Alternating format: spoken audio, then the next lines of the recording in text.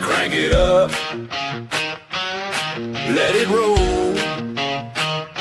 Stars and stripes in my soul. Steel toes on, boots in the gravel. Heartland truth on every channel. Open Bible, flag on the wall. We say what we believe or we don't talk at all. This is red, white, and raise hell. Cowboy hat, church bell. Can't scare us into silence. We were born to rebel from the back road to the beltway. We won't fade, we won't fail. Proud, loud, standing tall. Red, white, and raise hell.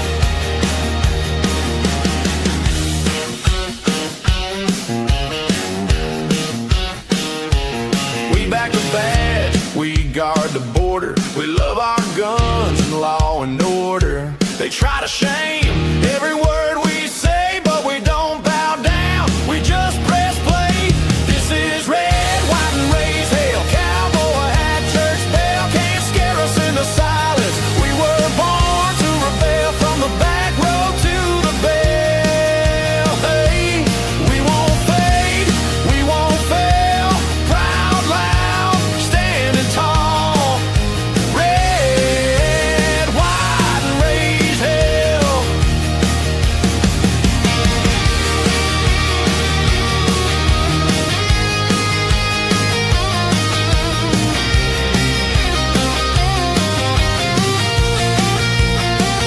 You can cancel the show, but not the crowd. We're still here, still talking loud. Hand of the free on every spell.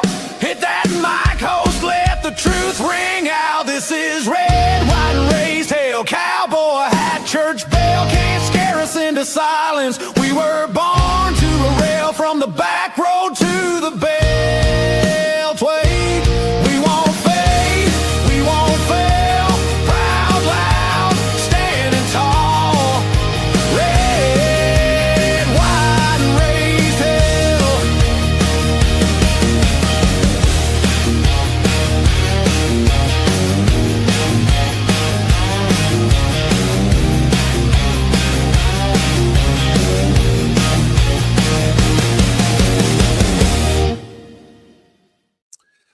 All right, good morning, everybody. I'm sorry if I sound like Rachel Compost Duffy again today, a little scratchy. I might have, my wife has been trying to convince me now for 24 hours or so.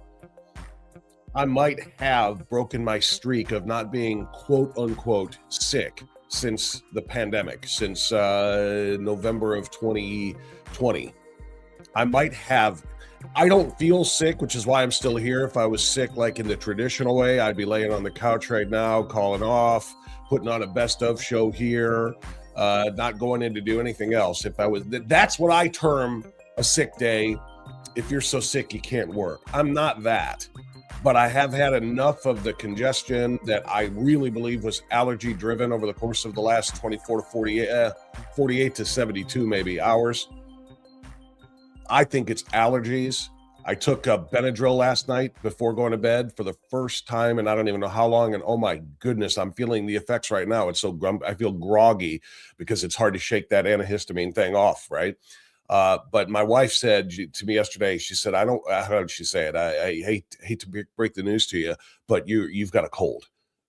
And she damn well may be right.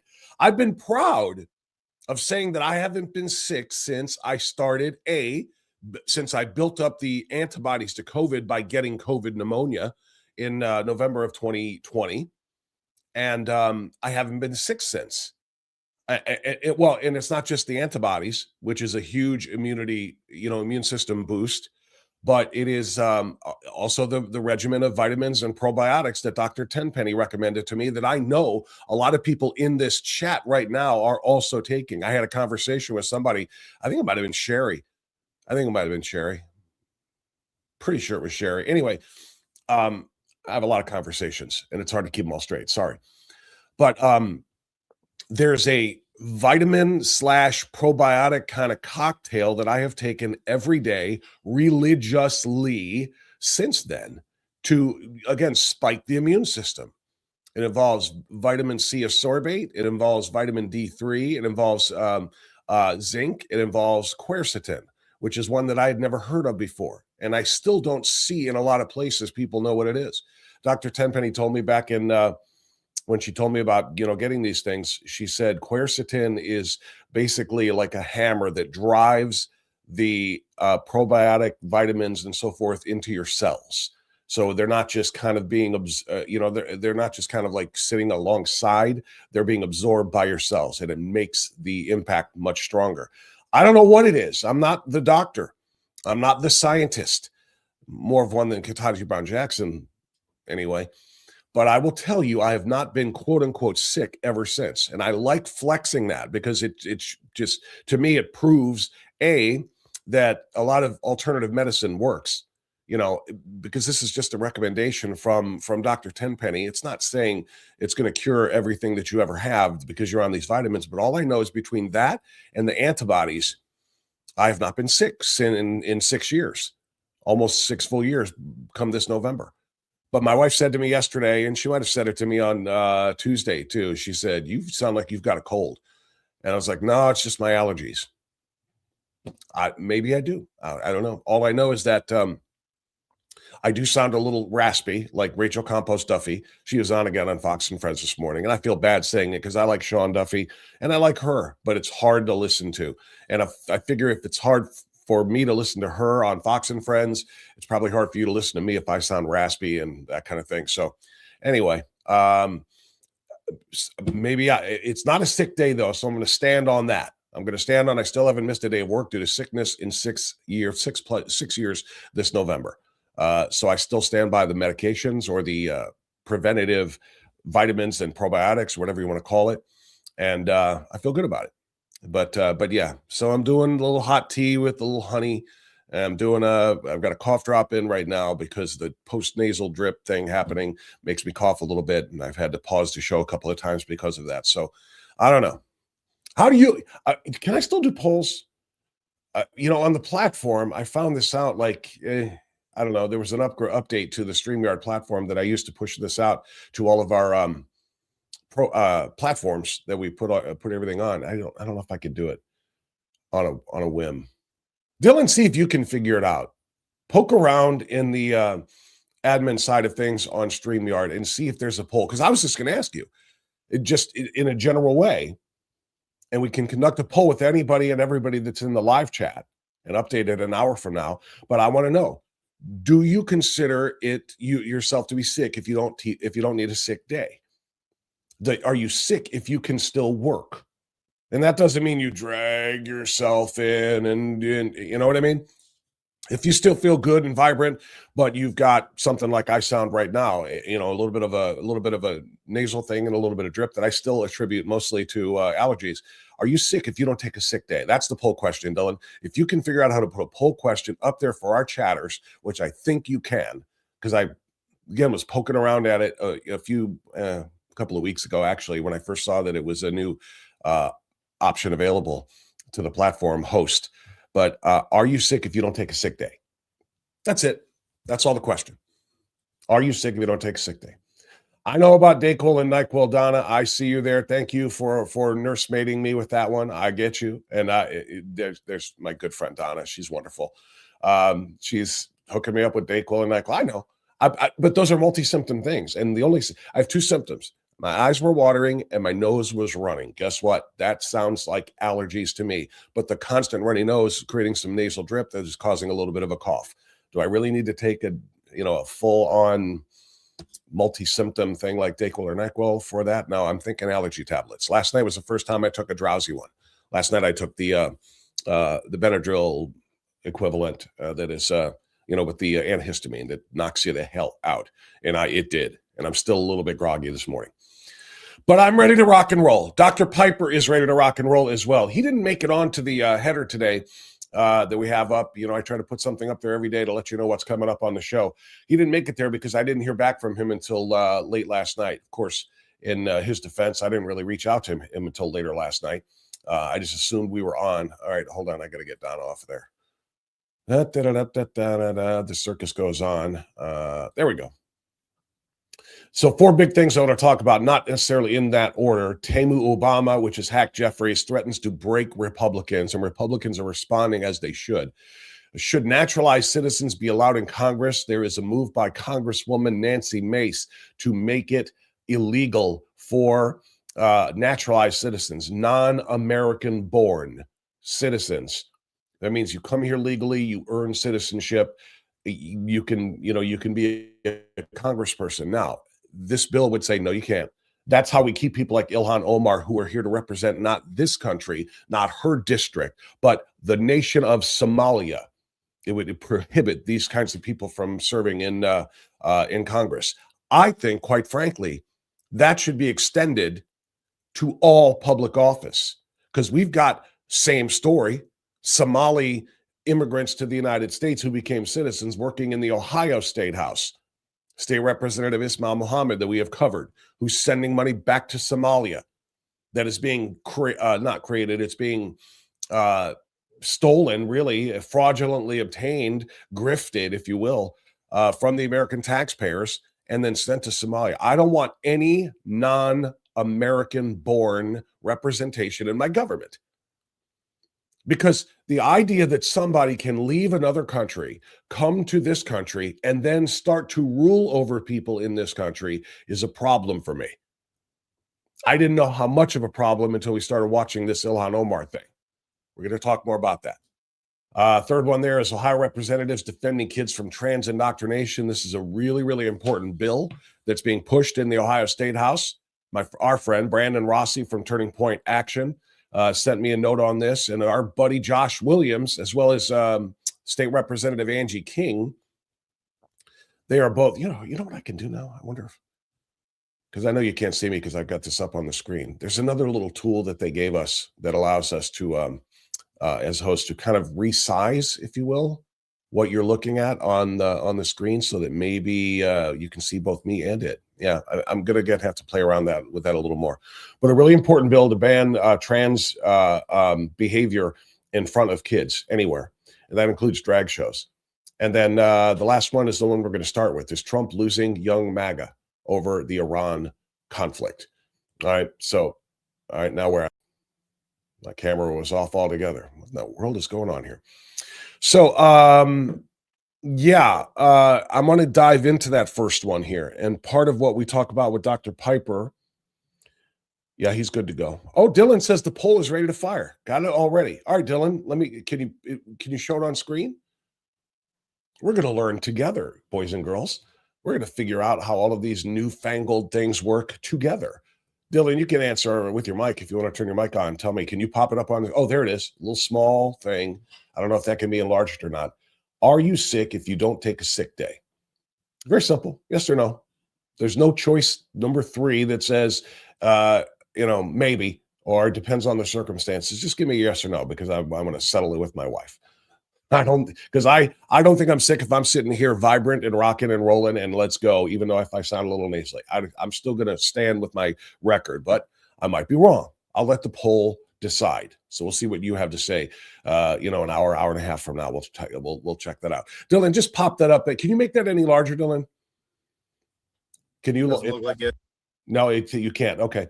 Just pop that up there every so often throughout the show today. I don't want to keep it up there constant, but pop it up there every so often. And chatters in the room, if you would be so kind, when new people come in and join into the chat and then say good morning, let them know I need a vote. All right. I need a vote from everybody. Are you sick if you don't take a sick day? We'll settle it. All right. What I do want to get into that is of much greater importance now is this question. Is President Trump losing young MAGA because of the Iran war? I certainly hope not. But I will tell you what, I read this article from the Daily Caller, and there's a video attached to it that I'm going to share with you, or I'm going to ask Dylan to share with you in a moment, that indicate that President Trump needed, I think, he needed boosts from two people to win the presidency in 2024. And he got them both. One was from Joe Rogan, whose massive online following, people watch his podcast like by the millions. He had President Trump and Vice President Vance on back-to-back days right before the election. I think that presented them in a new light that maybe some moderates who didn't think Kamala Harris could properly tie her own shoes, and they were right, by the way.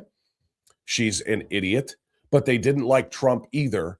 I think Joe Rogan helped humanize Trump and gave him and JD Vance a platform to win over, because Joe Rogan is no conservative. He's obviously not a flaming liberal either. He seems like a true moderate himself who likes good things about, or I'm sorry, likes some things about some people and dislikes things about those same people, and vice versa on both sides. I think he's very moderate, and I think Joe Rogan reached a whole lot of other moderates when he brought them on and offered, by the way, he didn't try to tilt the scales. He offered Kamala Harris the same gig. You want to come in? We'll talk to you for an hour, 2 hours, 3 hours, just like I did Trump. Kamala Harris ran screaming into the night. She was terrified of a platform in which she would have had to answer questions with no, save by the bell type of, debate style things. When she gets into her word salads and is completely dodging questions in a debate setting, when the bell rings, she gets to shut up. And if she's doing an interview with a puff interview with CNN or MSNBC, she was able to, avoid those questions long enough that the interviewer will realize she wants to move on, and they will. Rogan would stay with her doggedly if she gave a bullish answer to one of his questions. And she knew she was going to have to actually provide substance if she went on Rogan. She fled, refused to go. I think that was enormous. And then the second one, of course, is our friend, the late Charlie Kirk. Charlie Kirk moved mountains. He got young males to be conservative. How about that? He didn't pull young male conservatives to the polls. He took young males who had no business being conservative, considering the left-wing indoctrination they just got in college and high school and junior high school for the last decade. That's the reality. They should have been running to the polls to vote for Kamala because of the left-wing indoctrination, and yet they came out for Trump. And I believe it was in large part due to Charlie Kirk, the young Gen Z male. All right? Now, why am I fixating on this? Because of the Daily Caller article headlined, "Even the most loyal young MAGA warriors jump ship over Iran war." And I do understand some of it. And I'm going to say some things that might not be popular with you, with my audience, my friends, my partners, and all of this right now. But I will say that I understand to an extent that frustration. I don't disagree with the reason for going to war with Iran. I don't like when people say Iran. It's not Iran, it's Iran. I do understand the rationale for going. I do support the mission. I do support finishing the mission. I do not necessarily support the methodology, because President Trump every other week, and sometimes multiple times in a week, is shifting as to whether or not we're going to wipe them off of the face of the earth to, no, we're going to have a deal done inside of a week. It's just been dragging from this, not in terms of overall length, because it's only been since late February. Not talking about this is we're in year 7 of this this war of choice and any of that. Not, we're talking just a few months.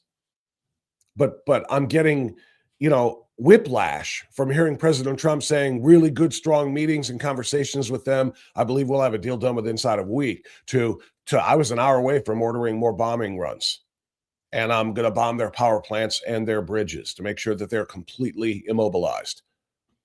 You see what I'm saying? He's been all over the place with this, and it's frustrating to me as to what's really going on with the war effort, which again, I still support. But a lot of these Gen Z men are saying, not us. We don't support this. So I'm going to share some of this with you. In fact, though, Dylan, pull up that video from the Megyn Kelly show. Not that I want to platform Megyn Kelly any more than I have to. And again, yes, I know that sounds odd considering she has millions of followers. I do not. But Megyn Kelly is a part of that former conservative, now Groyper-esque kind of a crowd, along with Tucker and Candace Owens and some others. She has just completely flipped her lid. But she's not talking here. The guest is. And the guest in this particular video clip is Kurt Mills talking to Megyn Kelly about this very same topic that the Daily Caller wrote about, and that is young MAGA males who came out for Trump strong in 2024 are really close to abandoning him here in 2026 over Iran specifically. Listen to this clip. No, I mean, it's a stake in the heart of what Trump is supposed to be about. And, it's not as if he should advance the concerns exclusively of men under 45, but no one can really deny that was in a lot of ways his base and why he was reelected in 2024, why he did better than he did in 2020, and why he did better than he did in 2016. And I think it reveals how sort of radical the war contingent actually is. It's basically older Americans, older conservatives who, again, supported a lot of these mistaken wars in the 2000s and in the past. And frankly, it is a bunch of cynical careerists and a lot of foreigners. This war is extremely popular in Israel. It's over 80% support in Israel. It's under 40% in the United States. And as you mentioned, for any escalation, ground troops, et cetera, it gets dismal. It gets dismal from there. Okay.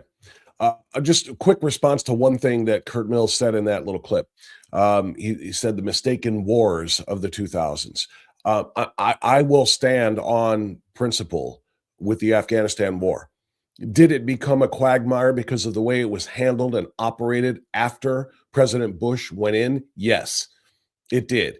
Obviously, did it end right? No, it did not. The Taliban is flying around in our gunships right now.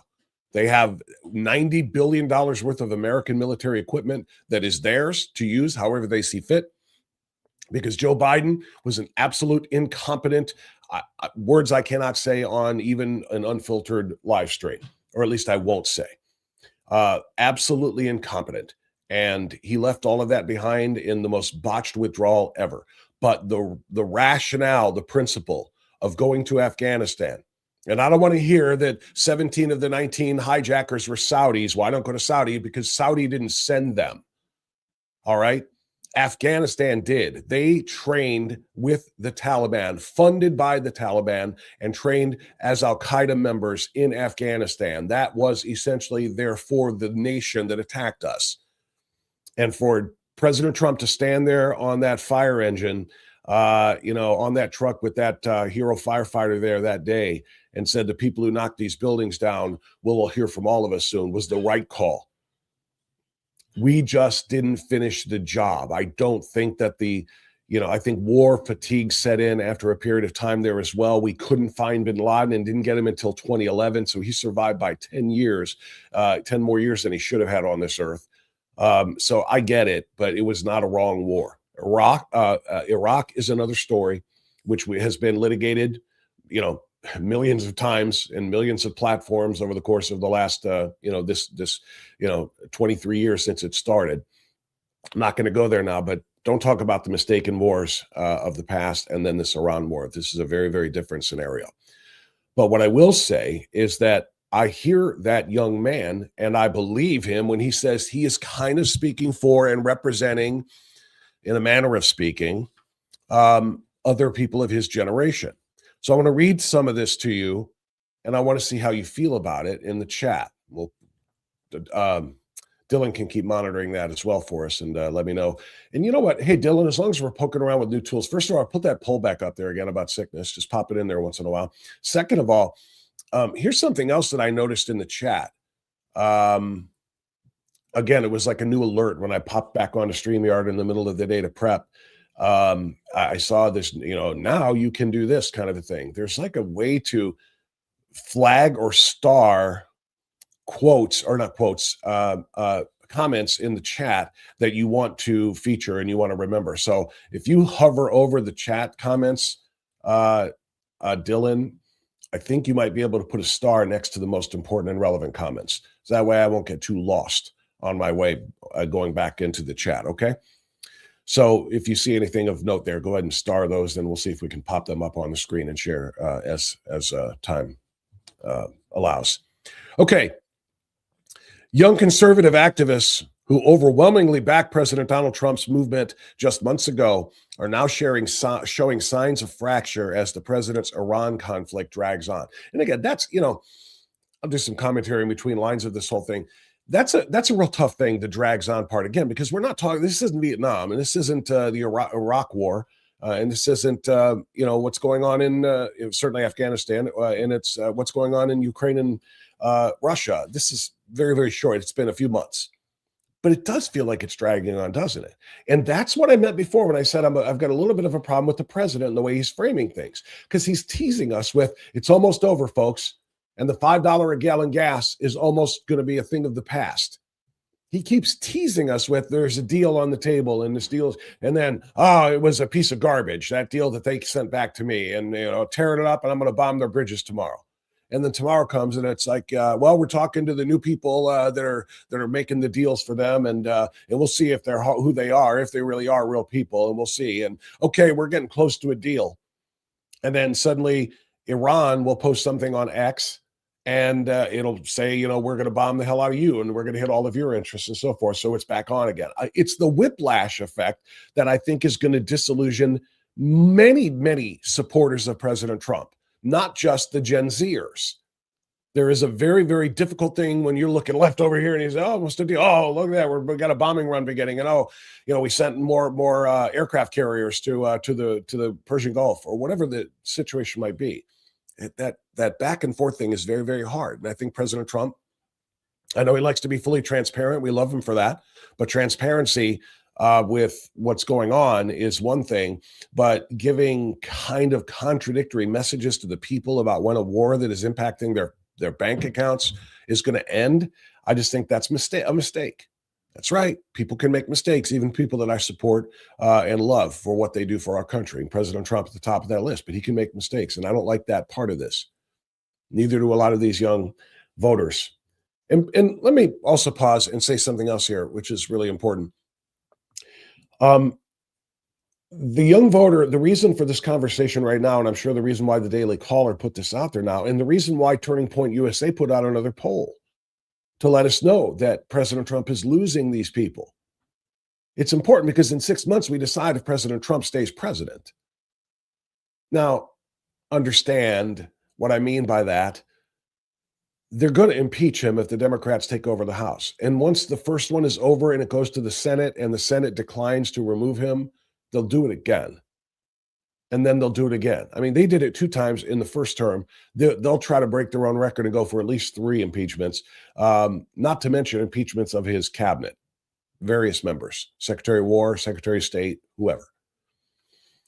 So the point being that these young voters that put Trump in power in 2024, that played such a huge role in that, those young voters need to continue to be young conservative voters in November. 6 months from right now, less than 6 months from right now, we're going to ask them to come out again. You voted for Trump in 2024. We need you to vote for him and his agenda again. We need to make sure that Congress is controlled by Republicans so the Democrats don't start the impeachment wars. Okay? So we got to find a way to connect with these young people and keep them on the Trump train as opposed to standing on the tracks. If that makes any sense. That's the reason this is worth our time right now. The divide has become increasingly visible. Maybe I could look at it up here. Yeah. Among Turning Point USA's youth base, where young conservatives had recently rallied behind Trump-adjacent figures at America Fest before the war in Iran scrambled parts of the America First movement. Some TPUSA chapter leaders and young conservative activists are now gravitating toward anti-war figures such as Tucker Carlson, who's essentially head groiper for Nick Fuentes, even as others remain loyal to the president. 6 chapter leaders have recently come out expressing their frustration with the president's handling of the war with Iran, according to Politico. Now, I'll pause that there to say that's Politico. And Politico is going to put the worst spin on everything that they can if it's related to Trump. But the numbers in the poll, well, that can't be spun as much. So just bear that in mind. 6 chapter leaders have come out expressing their frustration.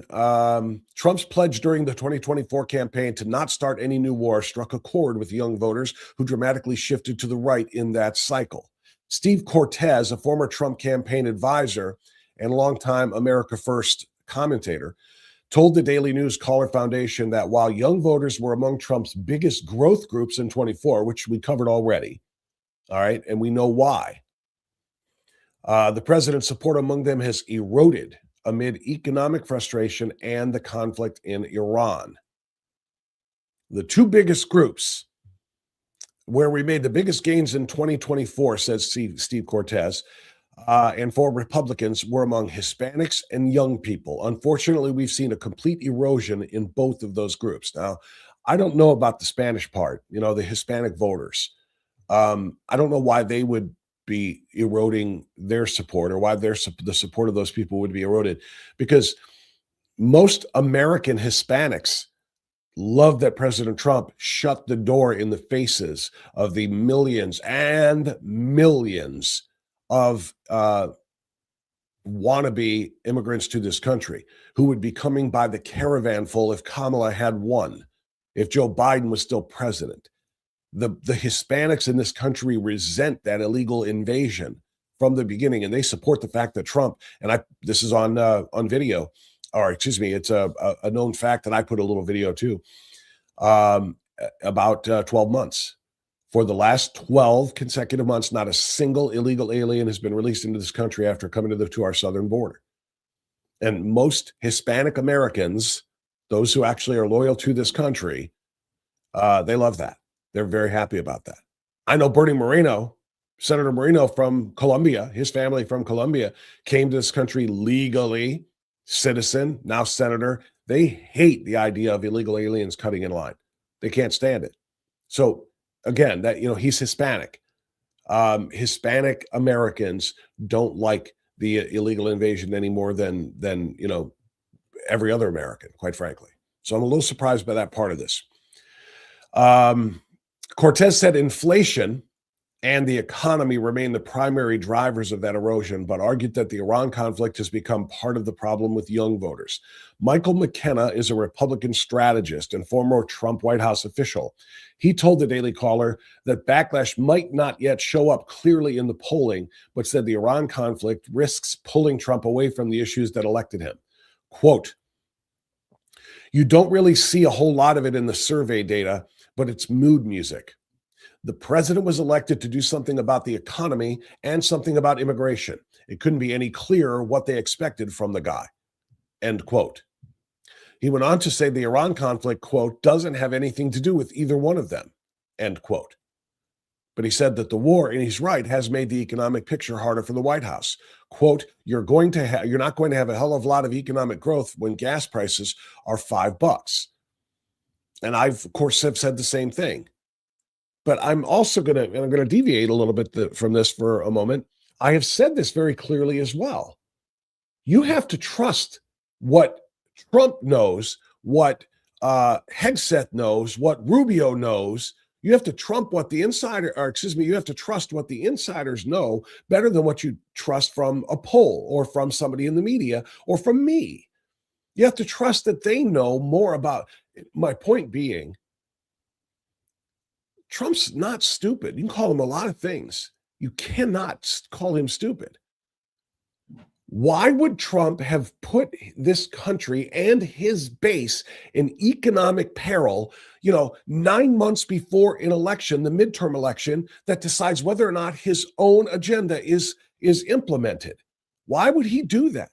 And the only answer that is reasonable and common sensible, is because if we don't do this now, we are going to be attacked by Iran and one of their nuclear bombs, or if not us, somebody, one of our interests in the Middle East, probably Israel, maybe Qatar. We don't know. They already attack and bomb their own neighbors, other Arab nations. Do you see what I'm saying? President Trump didn't want, I'm sure, anything to happen in the calendar year of 2026 that wasn't just massive growth in the stock market, massive growth in the GDP, massive growth in people's wages, and declining taxes, meaning they keep more of it. Because that's how you win in November. That's how you take everybody in this country and say, look what we're doing for you. Look what's being done for the economy. Look to what's being done for business. And then, of course, you don't want to change horses now in the middle of this race. Why would you want to give the Democrats, power in the Congress when things are going so great? That's what Trump wanted to do. Why would he, in the middle of that, interrupt it all to say we're going to war with Iran? Wait, what? Right? The thinking would be, are you out of your mind? Why would we want to do that now? And the answer is they know more than we do. They know how close Iran actually was to a nuclear weapon, and the fact that they first met in a negotiation meeting before all of this started, and the Iranians' opening salvo included, "We have enough uranium to build 11 bombs. Forget about telling us one bomb. Don't screw with us." And that's basically when the president said, "We need verification, but if that's true, and they are just months away from putting it all together, we have to act now." If we wait, and they've got these thousands upon thousands upon thousands of ICBMs, intercontinental ballistic missiles, thousands of them that can reach very, very long distances, and they're going to protect their nuclear site and the building of and the construction of and the eventual use of nuclear weapons. If they've got this much of a massive buildup, and they did, between the ICBMs and then the drone protectors, we may never, I can kick this can to the next guy, but it may not even make it to the next guy. It might happen before I'm done in 2028. And even if it doesn't, it would be irresponsible of me to put our nation in jeopardy by saying, let's let the other guy face the economic, pressure of going to war with Iran. Let's let the next guy do it. That, even if it's one of my guys, even if I pass this on to Marco, if Marco's our guy in 28, or JD Vance, or Ron DeSantis, or whomever, let them deal with it. I want my term to be a resounding success. For Trump to go into Iran under those circumstances proves his love of country. It's impossible to see it another way. And I do try, this, I do try to put myself into the shoes of the other side. What are they thinking while this is going on? I want to know what they're thinking because I want to know what they're going to say. So I'm ready with an answer. It's what made, again, please bear with me and understand when I say this. I am not comparing myself to he was almost an alien, Charlie Kirk. But it's what Charlie Kirk did so brilliantly. He knew what the other side was going to say before they said it and had the response queued up. It was all right there, forefront. Everything was on the front end of his, frontal lobe. It's like it was just ready to go because he knew what they were going to say. And I try to do that. I can't do it as well as Charlie Kirk. Nobody in the world can. But you get my point. I know what the left would have said, and I know what the left is going to say next. And that's why we have to be. President Trump knew that too. All right, let me give you the rest of this. The fracture comes just months after TPUSA's America Fest straw poll showed young conservatives remaining overwhelmingly aligned with Trump's political movement.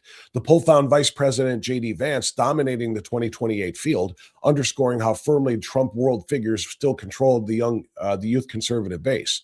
Young voters were a major strength in Trump's victory, comparing 2024 data to 2020, polling showed a shift among young voters toward Trump, with 56% of young men voting for him, according to Tufts Now data. And again, I'll pause there. We knew that. We literally, and that's why that image of Charlie, just kind of breaking down, collapsing his head, and just upon hearing that Trump reached the magical number of 270. Once he got the 270th, the electoral vote called in the win column, and it was official. He was going to be president again, Charlie Kirk, just because he had put so much work into what that study just showed, to bring young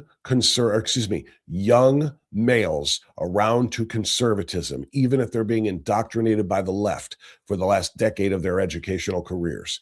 That's what his mission was, and it worked. And it's just as successful as that was. It can be that dramatically, negative if they stay home this November for part 2 of the Trump agenda. That's what this is all about. A lot of people are seeing it as a betrayal. We were promised no new wars. Rebecca Bushmeyer, vice president of the University of West Georgia's TPUSA chapter. If there is a nuclear weapon that us American citizens don't know about, put our life and security above our finances, said Connor Darby, vice chair of TPUSA North Georgia. He said he considered the war distasteful to young American voters. Quote, at this point in time, with the knowledge we have in front of us, no, the financial situation is what comes next. We have to pay for food and bills. We don't want to be back in the Middle East fighting another forever war. The goal is America first, Darby added. I get it. I do. I don't think it's a forever war, however. I don't believe that it's on the track to be Iraq, which lasted way too long. I don't think it's on track to be Afghanistan, which was a 20-year war. I don't think those things are even remotely possible, or Vietnam. It's not going to be a quagmire. It's going to be quicker rather than longer, but still, the quickness isn't quick enough for a lot of these folks to come out and vote in November because of what it's doing to, again, I'll point to my son. My son is 22. He's got a job. He's working to get a better job. He's hoping to protect and serve, if you understand my meaning. But right now he's working a job. He's making some money, and he's got to budget it. And when he calls me or texts me from the gas station and saying, what the hell, it cost me $65 to fill up my tank of my Escape, $65, and he's looking at his account, young people it is what it is in that regard. He's like, this isn't what I voted for. And I said, son, I get it. I do. And you're right. Nobody voted for this. Nobody voted for $5 gas and $65 fill-ups in yours. Imagine driving my truck, 21-gallon tank. It cost me $95 to fill up. Okay? No, we didn't vote for that. But what we did vote for is somebody whose judgment we trust, that says if it's necessary to do this for a bigger reason, then we have to support that and know that this is temporary. This is a temporary pain. But I hear that personally from somebody like my son, who is a very, very strong and intelligent conservative kid. I still call him a kid at 22. But it's not just him. And this Turning Point USA poll proves it.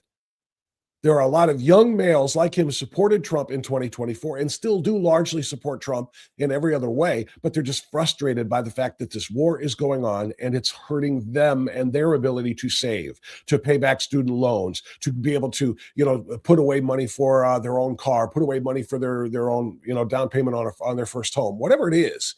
They're frustrated, and I get it. I do. 1,000% I get it. And you got to talk them off the ledge sometimes. But this poll indicates they're sick of this Iran war. And given the fact that President Trump is kind of bebopping back and forth between it's going to be over soon and it might last all the way through November, through the election, through the midterms, that's hard to swallow for young people and for me.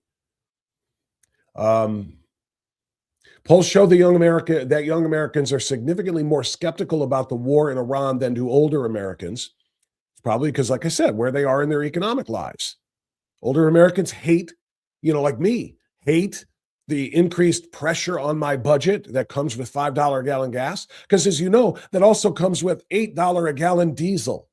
And that means every truck that's bringing every food item, grocery item, clothing item, or whatever to the stores around you, they're all paying $8 a gallon diesel or more. And that means whatever they're shipping is going to have to be passed on to the retailers, and the retailers are going to have to pass it on to the consumers. That's you and me. So everything costs more when you go through this stuff. I don't like it. Nobody likes it. And the percentages of Americans, whether they be older or younger, nobody likes it, but it hits the younger generation harder because they don't have any money yet. Or they have much, much, much less money than established older people. 61% of Americans under 35 oppose U.S. military action in Iran. 61% of Americans under 35. That's the Gen Z generation. Actually, that extends up into kind of the tail end of millennials, I believe. I don't have the dates and the years exactly memorized as far as when the millennial generation started and so forth. I'm Gen X, barely. I don't know exactly, but under 35. So the ones in the 30 to 35 category might be in the millennial class, but the rest of them from 30 on down to 18 as voters, those are all Gen Z. Oh, there it is. I should have just kept reading. 61% under 35 opposed the action. 81% of those between 18 and 29. They're the true Gen Zers I just talked about. Those are the true Gen Zers. 81% of them say there were insufficient reasons for airstrikes against Iran. This one is according to a Marquette Law School poll and reported by CNN. That's pretty staggering. Now, again, I want to inform those young 18 to 29-year-olds the same thing I'm informing people who are my age. We don't know what we don't know. We only know what they tell us. And they're not telling us everything. Talking about President Trump, talking about Secretary of War, talking about press secretaries, talking about everybody. Okay? And again, if Trump would have to be the world's biggest political imbecile to start a war that didn't have to happen right now in the middle of what is supposed to be a year of prosperity under the Trump agenda, the one big beautiful bill, tax cuts, and everything going great guns with the economy. He would have to be the world's biggest fool to start a war that didn't have to happen during this period of time. All right? But he did start the war there, which means he does have a reason. And Iran is that big of not just a future threat, but an imminent threat to finishing their bombs, and then the world being on notice. They could fire whenever. The White House pushed back on some of these claims. Assistant White House Press Secretary Olivia Wales told the Daily Caller, quote, President Trump is courageously protecting the United States from the deadly threat posed by the rogue Iranian regime, which past presidents have talked about for 47 years, but only this president had the courage to address. That is, by the way, spot on. 1,000% agree with the White House. President Trump campaigned proudly on his promise to deny the Iranian regime the ability to develop a nuclear weapon, and he's kept that promise. The president does not make these incredibly important national security decisions based on fluid opinion polls, but on the best interest of the United States people. And she is exactly right. That's the point of all of this.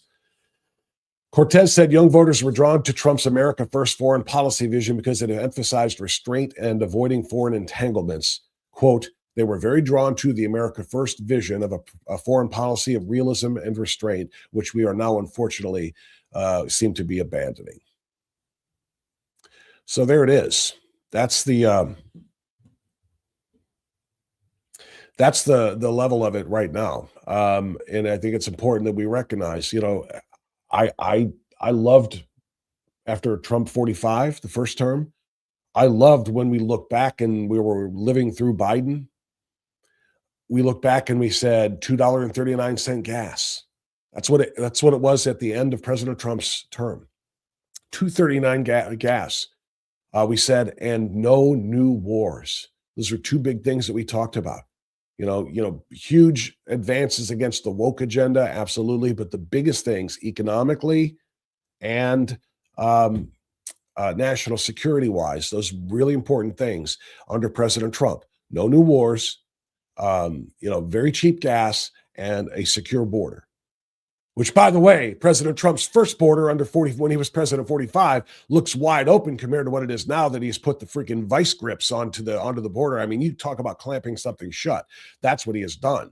Zero, not 10%, zero people being released into this country from the southern border in the last 12 months, an entire year. So So those promises were made, and the promises have been kept. But the one that we really liked being able to say, he said it and we believed it, and it didn't happen. No new wars. We can't say that anymore because he did go to war. But it's important for us, and it's the reason I'm spending the first hour of my show on this today. It's important for us to know that there is reason and rationale. All right. He didn't break his no new wars promise to be, I don't know, to be different, to surprise people on a whim. He did it because it's something that had to happen now, or else it would be too late for President 48, whomever that may be. The kicking of that can down the road for the last 47 years was going to be, a problem for somebody eventually. President Trump is trying to make sure it's not a problem for his successor. He's trying to get it done now. And he wouldn't be doing this if this was not the optimal time to get it done. So young Gen Z voters, I get it. I get your frustration, but you need to trust the process, just like I do. Because I sit here and question, what is the real rationale? We're supposed to be America first. You said it when you were running in 2016 that you want to be the president of Pittsburgh, not the president of Paris. It's all about here, America first. So what's this all about, Mr. President?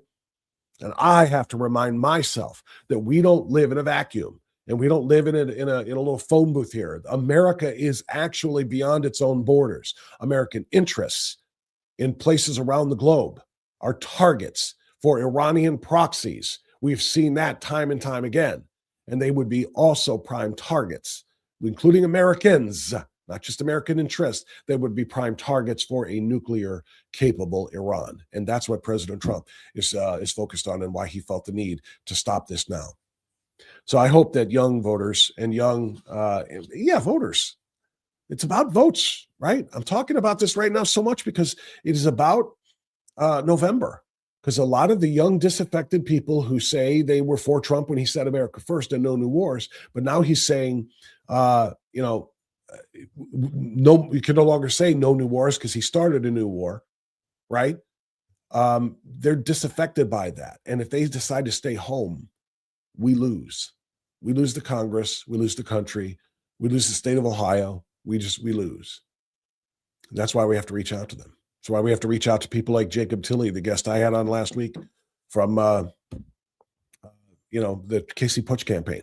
He's speaking for a lot of the other young groypers out there that we're still going to be behind Trump unless, and, the Israeli impact or the Israeli effect or whatever you want to call it is a big, big unless for them. All right, that's a lot of stuff to cover there. And I do want to get into the chat a little bit here, but I also want to get to Dr. Piper, who's going to be in the green room momentarily. But before I do anything else, I need to remind you about our friends. And I want to say thank you to, first of all, Mark King. Mark King is responsible for portions of today's show because he is a foundational partner of Strictly Speaking Unfiltered. In fact, Mark King was the first person to come to me. He pulled his advertising off of the radio station and said, "I'm following you. My dollars go where you go." And I said, "Mark, I love you. And thank you for that." And there's two reasons. One is the support, which I appreciate, but number two, the commitment to senior citizens. Mark keeps Medicare simple, as you can see on your screen, for seniors. If you are already 65 and in Medicare, maybe you've already consulted with Mark. If you're not sure if things have changed, because it changes year to year, you may want to have another chat with Mark. If you have not yet gotten into the Medicare age, but you're turning 65 this year or sometime soon, a call to Mark, which, by the way, the consultation is completely free. He does not charge you for his services. When you make that call, find out what is available to you. What are all of the perks that I can get? What are all of the benefits that I can get from Medicare? And what is the lowest cost I have to pay for those things? It's hard to figure that out, especially when individual insurance companies are trying to push you into their product, regardless of whether or not it's the right one. All right. That's one thing that I have a huge problem with is a lot of these companies will try to tell seniors, this is what you have. That's all that's available to you. And then along comes Mark to say, and that's not true, because he represents multiple companies, not just one insurance company that is trying to grab you by force. He represents multiple companies, and he'll help you find the right one for your needs and your budget. All right. 440-832-8936. You see it. 440-832-8936 is the number to call for Mark King. You can also log on to a very family-friendly and user-friendly website called keepingmedicaresimple.com and find out whether you're in an enrollment period or between enrollment periods, which we are now, there is still an opportunity for you to make sure you are maximizing your Medicare benefits at the lowest cost. Call Mark King. I trust him, and you can too. All right, I'm going to rest my scratchy pipes and have a little bit of tea here for a moment. I'm going to give you line in the sand, or am I going to give you, yeah, I'm just going to give you line in the sand, I guess, because I know you love it so much. But I'm going to give you a line in the sand now. We're going to have Dr. Piper on here on the other side. Stick around. We are still Strictly Speaking, and we are still unfiltered right here.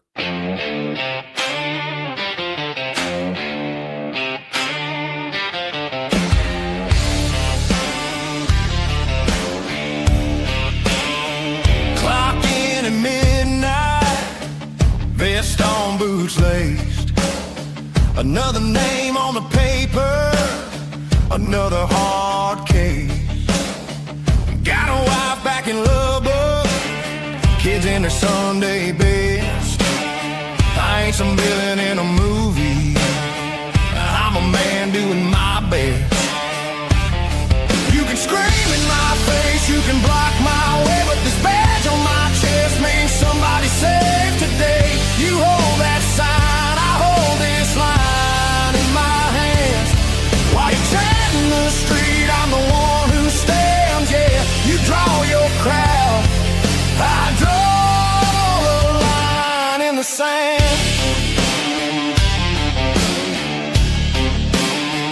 Saw you playing for cameras, shoving phones in my crew, spitting words like traitor, like you know what we go through.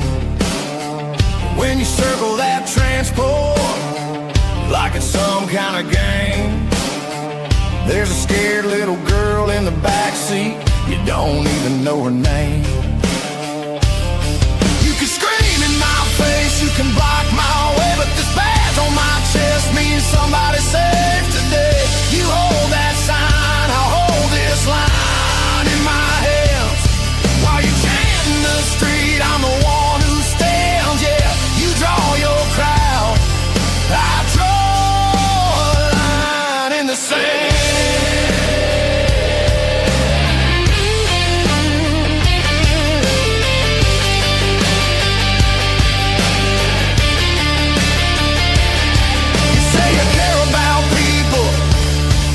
Then you shove them into harm's way.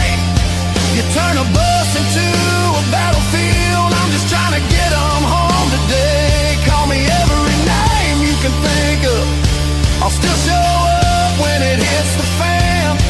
When the dust clears, when fear's near, we'll see who really ran.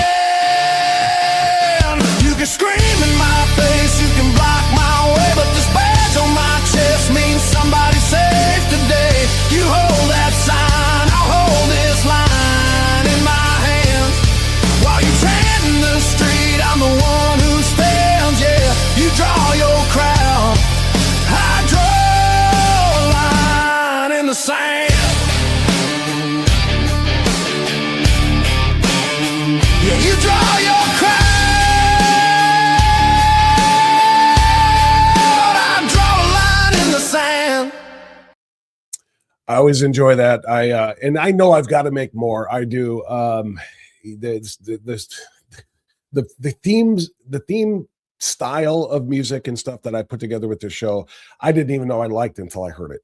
Seriously, I'm not the world's biggest country music fan. I like several songs and several artists, but it's not like I'm that guy that's going to, Grand Ole Opry. But I'll tell you, if you tell the right AI program to make the right genre of kind of like arena country or big country, it's kind of like almost rockabilly, country and rock together, and you've got the right lyrics, you can put some great stuff together. And that's what that is. I got to do more of that. I really do. All right, before we check in with Dr. Piper, let me check out some of the comments from the first hour. And we were all over the place, not all over the place, but the comments are: good morning to all of you who did not watch Colbert's final show last night. Uncle Odie, I didn't even know that was a thing last night. I thought he had his last show because on Fox and Friends, they were mocking Colbert for having all of the other late night left-wingers on with him. Jimmy Fallon and Seth Meyers and who else? It doesn't matter, but like, Kimmel, of course. They were all together and all doing their joint. It's so funny because it's like they all came out of the same Xerox machine. It's like, here's an unfunny white guy, left-wing woke hack to do late night, quote unquote, comedy. It's like they came off an assembly line and they're all just as crappy as the next. No entertainment value at all. None in their shows like we used to get from Carson and Letterman and so forth. Leno, just really frustrating. But anyway, I saw that a couple of weeks ago only because it was on Fox and Friends, and I thought that was his farewell show. Come to find out, it was just last night. Absolutely hilarious that I didn't know, and I guess that's one of the reasons why they're dumping him. Nobody else knew either. Okay. Far West Sider says you can be sick and not take a sick day. You know what? Pipe down, West Sider. Dylan, what's the poll look like right now, real quick? Do we have numbers on it or 100%? Oh, you guys suck. The poll question of the morning: are you sick if you don't take a sick day? 100% say yes. Clearly, only like 2 people voted. There's no way 100% of you agree with that. I started the show for those who just came in, and those who are watching on replay. Obviously, it's not going to matter. My wife is trying to convince me that I'm sick because I have a cold.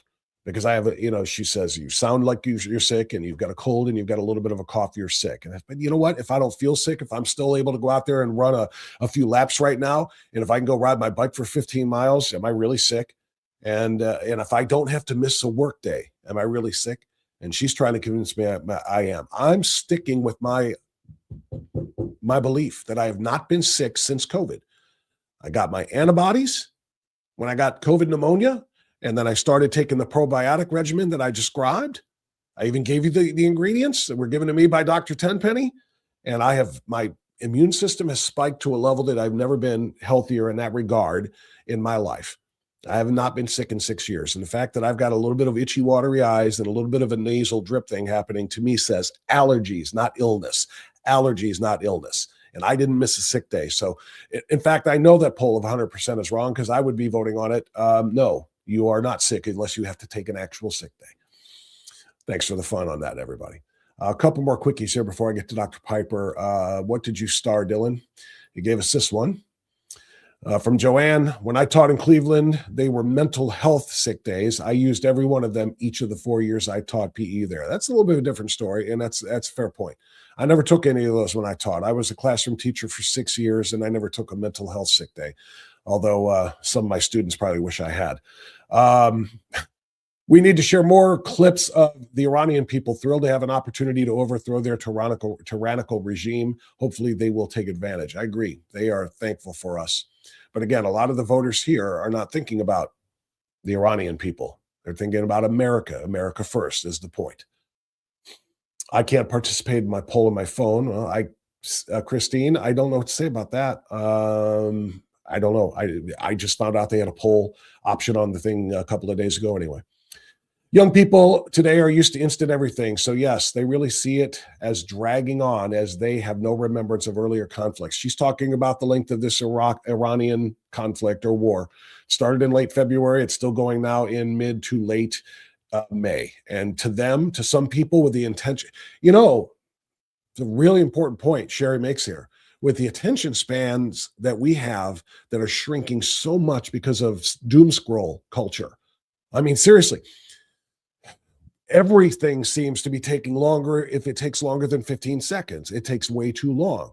I think that is an absolute byproduct of this, the doom scroll culture here. If you scroll videos on your phone, the algorithms know they will literally have it down to inside of 5 seconds. If you hover over a video that you've scrolled up to for I think up to 5 seconds, it's going to say, oh, they're interested. Feed them more of that. But most people are like looking at it, next. That's why they call it doom scrolling. And I think it's changing our brains. I think it is changing our attention spans for the worst in some really, really, really bad ways. And I think when you have that kind of a mindset, oh my God, is that war still going on? You just kind of think everything should be next. Well, what? We're still in Iran. Why is gas $5 a gallon? Oh, that whole Iran thing. We're still there. they don't have two things. They don't have a capacity for understanding context, and they don't have patience. The context compared this conflict to previous conflicts that literally did become quagmires and quote unquote forever wars. They don't have any concept of that. Okay. And then, like I said, the patience level, I think, is very, very low, because we are all used to instant. This one bores me. Give me something new. This one I don't like. Give me something new. It's instant gratification, and people aren't getting that from what's going on in the war right now. And I think that's largely why that poll showed what it did. All right. Dr. Piper is in the green room. Let's go to Oklahoma now and say good morning to our good friend, Dr. Everett Piper, former university professor. You can bring him up, Dylan. I'm calling his name. There you go. That's the wrong one, though. Let's get him up here. Attaboy. Dr. Piper is a former university president. He is a best-selling author. He is a columnist with the Washington Times, and he is just a brilliant academic mind. Good morning, Dr. Piper. What's happening? Good morning. Good to be on your show, Bob. Missed you last week. Congratulations on your daughter's graduation. I don't know if you've talked much about that on your show, but you should be very proud. I did just a little bit on Monday when I came back for the first live show, but less to flex the pride that I have in my daughter, obviously, but more because of one of the commencement speeches, or the hooding ceremony is what it's called for the law school graduation. But I was commenting, and in fact, wow, I should have had you on Monday, because did you hear any of what went on at the University of Michigan's graduation, their undergraduate graduation? No. Well, I may have, but go ahead. Give me because my daughter's graduation, Dr. Piper, and this really is right in your wheelhouse. I really should have thought to have you on then. But because of my daughter's graduation, I was and because of part of the introductory speech by the dean of the law school, it was on my mind. And then I saw this article waiting in one of the newspapers when I got home, headline "Rot at the University of Michigan." And I was like, wow. And then I saw a couple of the other remarks from whose ceremony was it? Jonathan Haidt, the psychologist, spoke at one school, and he got criticized for simply calling for some maturity in our current generation and whatnot. And they got all offended and triggered and whatnot. So so most of the ones that I'm talking about were woke speakers, either students or faculty speakers, or the actual commencement address, the official one by the guest speakers. And they're just filled with so much wokeness and so much radicalism. It was very, very frustrating. We talked about that at length. But I didn't reach out to you on it. So being a former university president, Dylan, pop that back up. I see you queuing it up in the background, and thank you, good sir, for that. This is just 25 seconds or so of the speaker at the University of Michigan that led to this article by the Detroit News. This is Professor Derek Peterson, history professor Derek Peterson, who is also the outgoing chair of the Faculty Senate and Senate Advisory Committee on University Affairs. That's a long title. But he delivered these remarks, among others, that really, really threw a whole lot of people for a loop. And I'm going to get your reaction to it. Go ahead, Dylan. Sing for the pro-Palestinian student activists.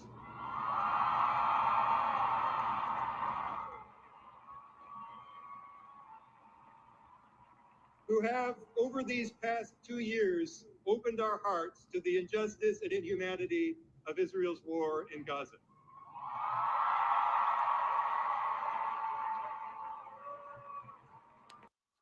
Was that okay? That's all there was in that one. So a little more context for you. He was telling the graduates and the guests there to sing their fight song, "Hail to the Victors," to a number of groups, and apparently of primary importance to him, saying "Hail to the Victors" to the pro-Palestinian groups on campus that were opposing Israel's genocidal war in Gaza. In other words, sing for the terrorist sympathizers on our campus. He said also, he compared the militants to past generations of justice seekers, including suffragettes, members of the Black Action Movement, and early battlers against campus anti-Semitism, ironically. The greatness of this institution, he said, does not only rest on the shoulders and on the accomplishments of our student athletes. The greatness rests also on the courage and the conviction of student activists who have pushed this university down the path toward justice. And of course, we are talking about social justice. It was so badly received that the university regents, Board of Regents, had to issue an apology, widespread, and then other members of the faculty, over 1,000 of them, Dr. Piper, signed a criticism of the apology. They basically supported the professor who said all of those things rather than supporting the university, apologizing because he turned the graduation day into a show for himself and his very radical far left beliefs. So what do you think? Well, tell me something I don't know. I mean, is essentially my response. I've said this over and over again over the years on your show, Bob, that ideas have consequences, and what we teach in the classroom is going to be practiced in our culture. The reason we see our cultural collapse, which the poster child for it right now is the lunacy of the left championing the terrorist rather than those that they're terrorizing. Singing Hail to the Victor to Hamas and Hezbollah and Iran and those who are chanting death to America. That's what this gentleman is teaching his students to do. And why should we be surprised when you teach garbage day in and day out, week in and week out, year after year, decade after decade? Why would we be surprised to find a generation or two, millennials and Gen Z, coming forward and trashing America and essentially calling for the deconstruction of the American experiment in favor of something else? Packing the court, changing the electoral college because America is evil, death to America. That's a good thing rather than a bad thing in the minds of this man's students. Why? Because that's what he's been teaching them. And people, if you keep sending your kids off to be educated by Hitler, don't be surprised when they come home during Thanksgiving break acting like a bunch of little Nazis. That's a paraphrase from Vodi Bakum a few years ago, who said something very similar to that. Is that hyperbole? Maybe just a little, but not much, because the ivory tower has fallen. It's the Tower of Babel right now. This smacks of 10 years ago when I called my students out at Oklahoma Wesleyan University and said, grow up. This is a university. It's not a daycare. I'm not going to coddle you. I'm going to confront you. I'm not going to make you feel good about your sins. I'd actually like you to confess them. And you're not going to march up across the podium on graduation day for me when I'm standing there in my funny cap and gown and you're marching forward to get your diploma. I'm not going to say congratulations. You've got a degree in opinions. That's absurd. I actually hope you learned what was good and right and beautiful and true with a capital T. I don't care about your opinion about Hamas or Hezbollah or anything else for that matter. I want you to know what's true. And what's true in this particular case is when somebody, a terrorist organization, invades your country and kills 1,200 of your people, rapes the women, beheads the men, kills and impales babies, you don't side with that particular group against those that have been invaded. That's insane. That's crazy talk. So am I surprised that this man is saying what he's saying? No, because we've been saying it in the ivory tower, at the University of Michigan, at Michigan State University, at Oklahoma State University, at the University of Oklahoma, and at Ohio State University. The Ohio State University has been teaching this garbage for decades, and the chickens are coming home to roost. And that's why you have groypers. You have the horseshoe right and the horseshoe left basically saying the same stupid stuff right now because they've all imbibed the same stupid ideas in the educational system that your tax dollars are paying for. Thomas Jefferson and the founding fathers believed in education. Why? To educate a responsible citizenry that would support the American experiment. And we're doing the exact opposite right now. We're throwing money at tearing down America rather than teaching people how to support it and how to be good citizens for the sake of human freedom. This is garbage. but we're getting what we pay for. You're getting what you pay for. And as long as you keep doing it, don't be surprised when your kids turn into these type of useful idiots. See, I told you I should have had you on Monday. You didn't even have a bit of that prepared because I didn't tell you we're going to talk. I didn't plan on talking about it. I only did it in response to your congratulations to my daughter. And oh my gosh, that was one of the best rants I've heard you give. Spot on every step of the way. In fact, since it was kind of an unplanned question and response for me, I'll just go ahead and dovetail it and segue into something else. I wasn't planning on talking to you about my first topic of the day today, which I've spent almost an hour on. And that is the fact that young male Gen Z voters, the ones who came out, as you pointed out, in 2024 for President Trump, so huge that helped him win. And I don't think they would have won without those voters and Charlie Kirk's influence over those young male voters. But they are becoming very disaffected with President Trump right now, according to recent polling done by TPUSA and other services talking to Turning Point USA chapter leaders. And many of them are not planning to vote in November because of the Iran war. They're basically saying that this is flying in the face of America first. You know, Iran is no direct threat to us right now. And there's a caveat there for all of this, but their belief is, you know, and so why are you making us pay $5 a gallon gas so we can go over there and do this? And why is it dragging out and taking so long if it was supposed to be quick, et cetera, et cetera? And so there's a real problem here potentially for President Trump, that the largest voting base to shift to him. I mean, you just pointed it out. Don't be surprised if you send your kids off to these universities and have them taught by Hitler that they come home as little Nazis. I would probably flip that over on the scale to say if they're being taught by a bunch of Marxists, they're going to come home, you know, waving the hammer and the sickle.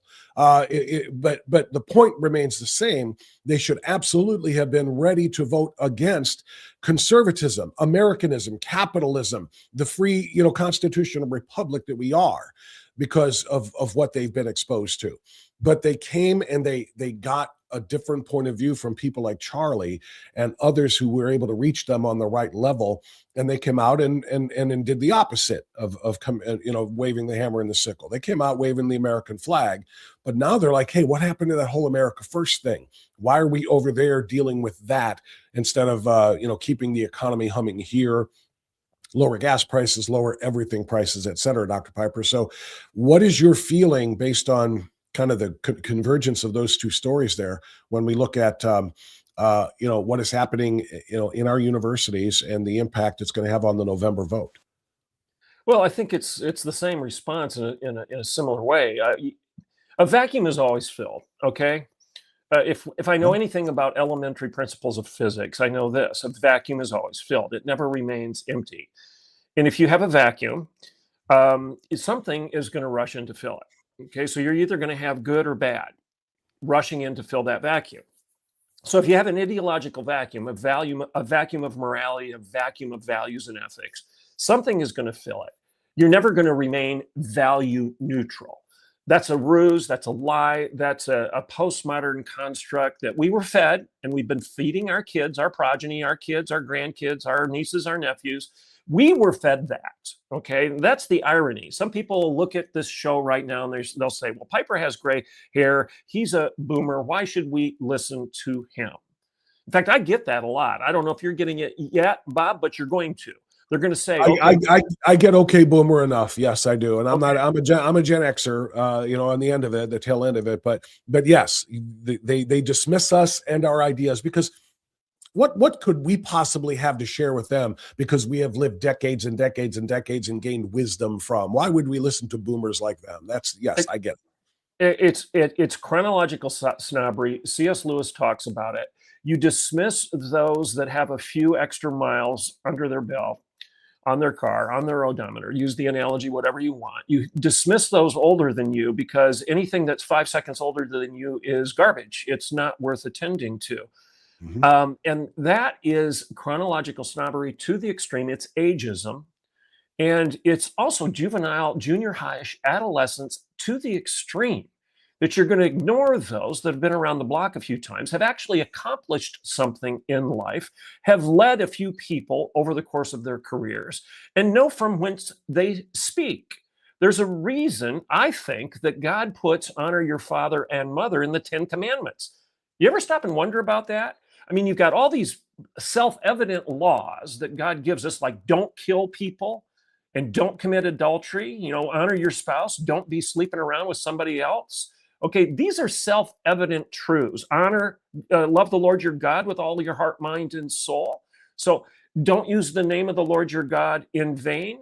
So you've got all of these self-evident principles in the 10 Commandments that I think by virtue of natural law, we kind of accept. But then God slips in, honor your father and your mother. Why is that there? Because it's of equal value. And if you don't honor your father and mother, you're not going to honor the wisdom that precedes you. You're going to get arrogant. You're going to discard all the lessons that have already been learned through history, and you're going to go back and do the same stupid things over and over again. You're going to do what George Santayana warned us, and that is, he who doesn't learn the lessons of history is doomed to repeat them. That's why God warns us that if you abandon the wisdom of the gray hair, those people that are in front of you who might actually have something to tell you, you're going to end up marching with Mao in the Red Guard. He's going to use you to get his political way. And then once he gets his political way, guess what's going to happen to all of you groypers and you Gen Zers and your millennials who are disgruntled with Donald Trump for not being perfect, and for your parents for actually believing that it's a good thing to stop Iran from getting a nuke to kill you. And that the world isn't perfect, and sometimes you have to make decisions that are going to take time to bear fruit. You're not going to have immediate gratification. You can't solve a war by doom scrolling on your phone. You've actually got to do something and stay the course more than 2 or 3 months to actually stop an evil empire from acquiring the weapons that are going to result in the destruction of your country, because they're saying they want to kill you. Oh, okay, boomer. If that's your response, if anybody's listening right now and says, okay, boomer, shame on you. Do I sound like grandpa yelling at the kids from the front yard? Okay, maybe I do. But you know what?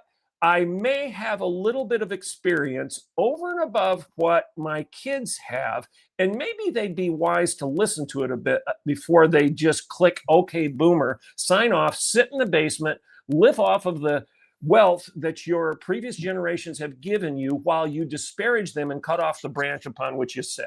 I know the chronological snobbery of that we fed through our university and school systems is coming home to roost too. Go read the story. Hey, kids, go read the story of the Red Guard and what Mao did with all of the kids, the millions of kids who rose up for justice, and they actually put dunce hats on their grandmas and grandpas, their moms and dads, because they didn't know anything.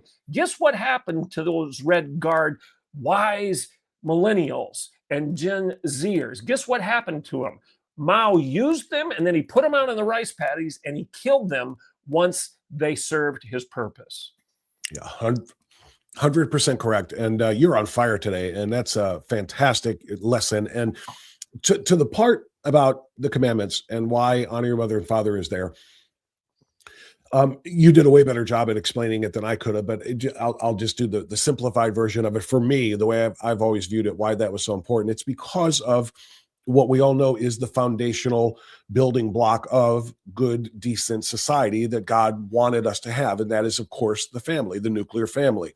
And that means, on a mother to father being together, raising their children, giving them the same values that we might, today we call, faith, family, and freedom, but teaching them their responsibilities, teaching them, how to go on and propagate the species and do the same thing, to grow up with values, marry another, have children of your own, and so forth. It's literally how our most successful society in the history of humankind has been developed. So God knew that.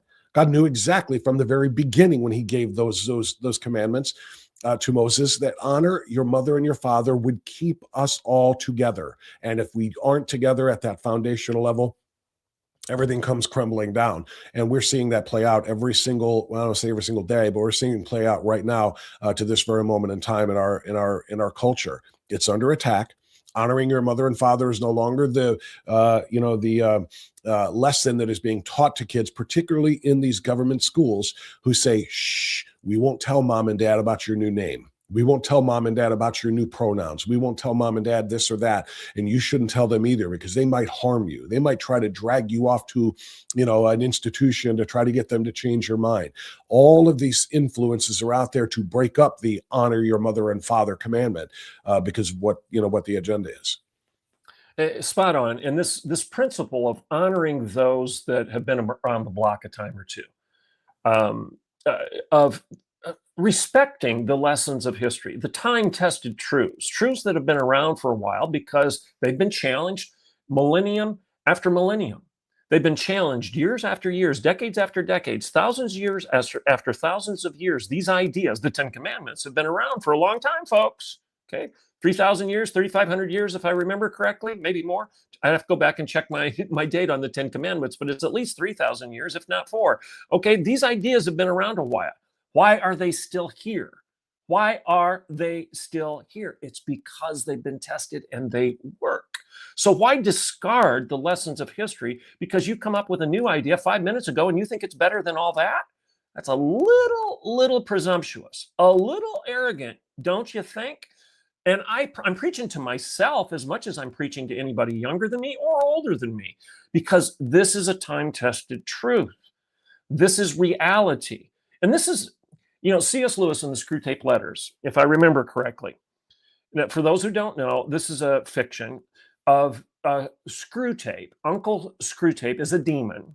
Okay, C.S. Lewis writes this story about a demon teaching his apprentice demon, Wormwood, how to deal with tempting his human subjects. So Screw Tape, the wise old demon, is teaching the young demon how to do his job. And it comes to the issue of the church, okay, with a capital C. And Screw Tape says, let the Christian criticize his mother, period. Let the Christian criticize his mother. That's a good thing. If you get the Christian criticizing his mother, i.e. the church, that's a good thing, because that arrogance, that presumption, that adolescent's teenager rebellion against your mother is a good thing. So just let them. If they focus on the church, if they want to criticize the church, if they want to play with theology, if they want to dance on the head of a pen and criticize everyone else who doesn't stand perfectly on the head of that pen, let them.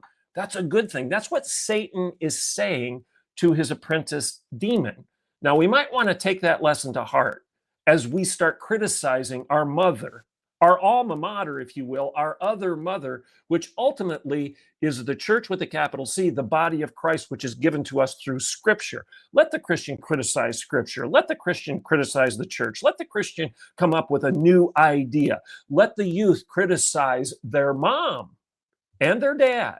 Let them do that, because that's a good thing, and it ultimately results in collapse, societal and cultural ruin. Excellent explanation, Dr. Piper.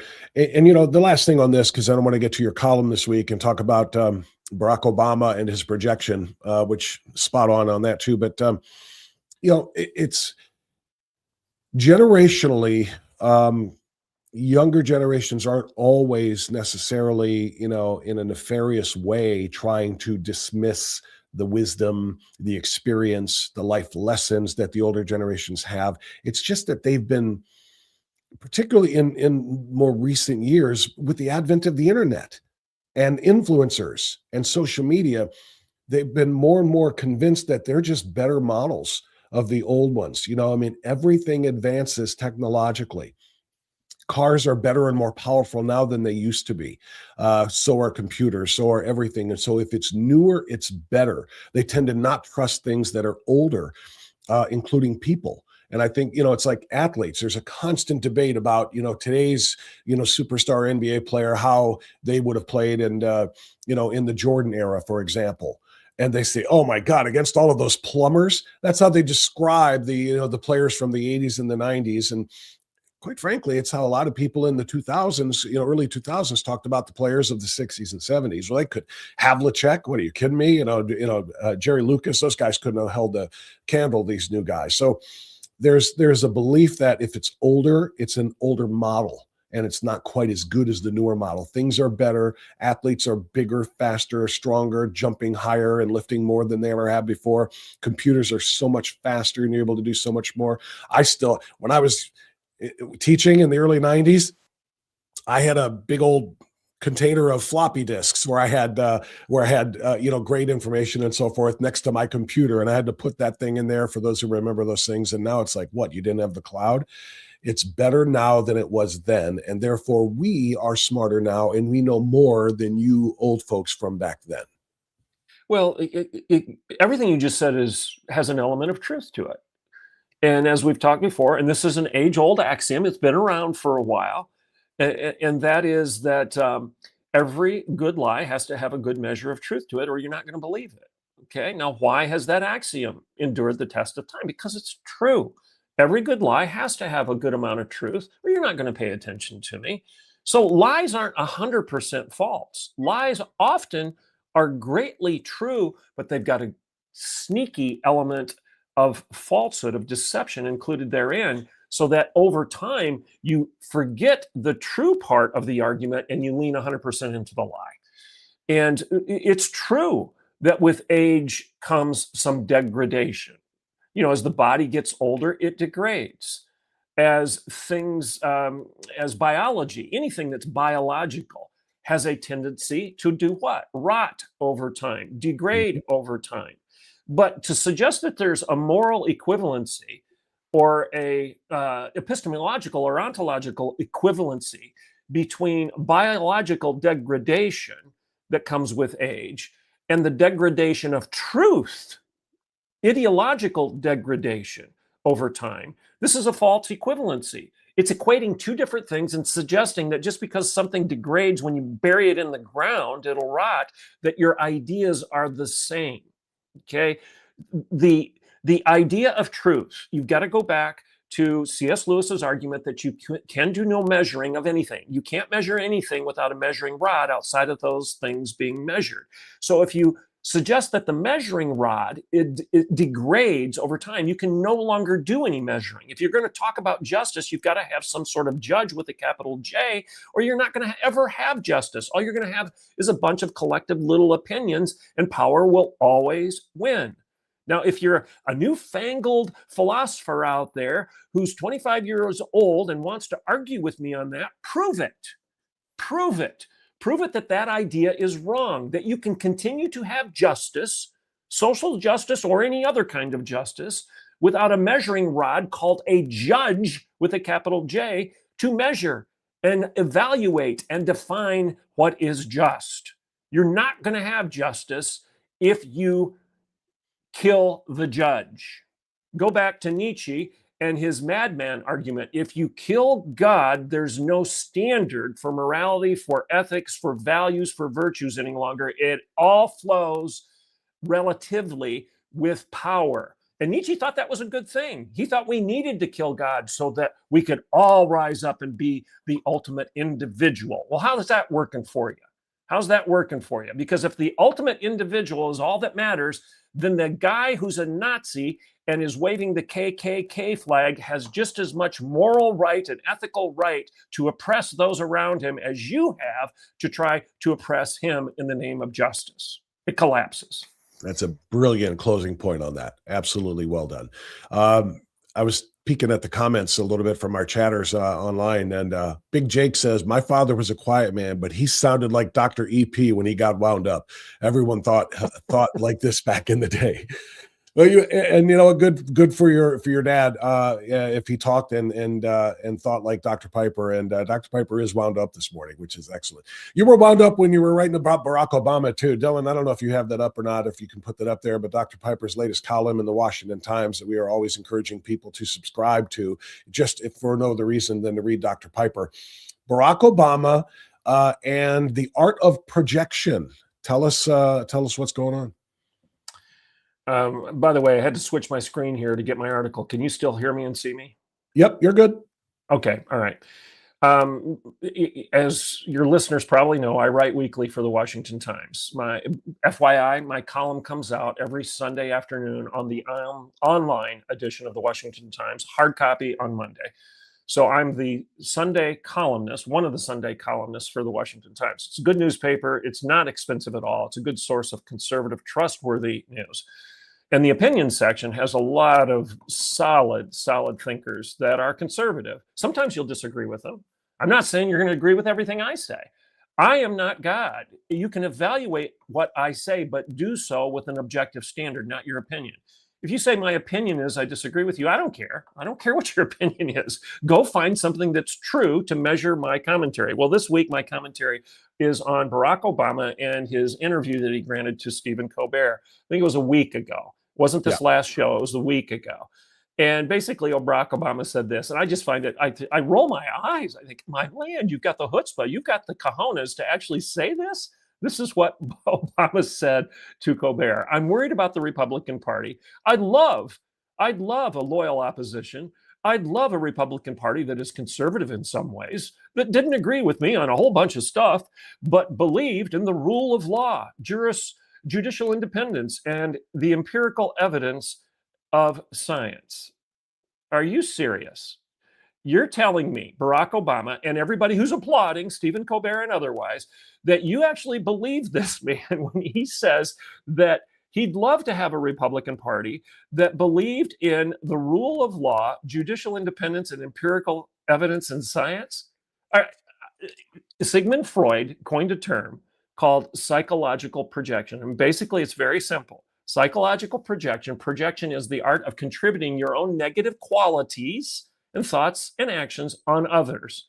So in layman's terms, it's the pot calling the kettle black.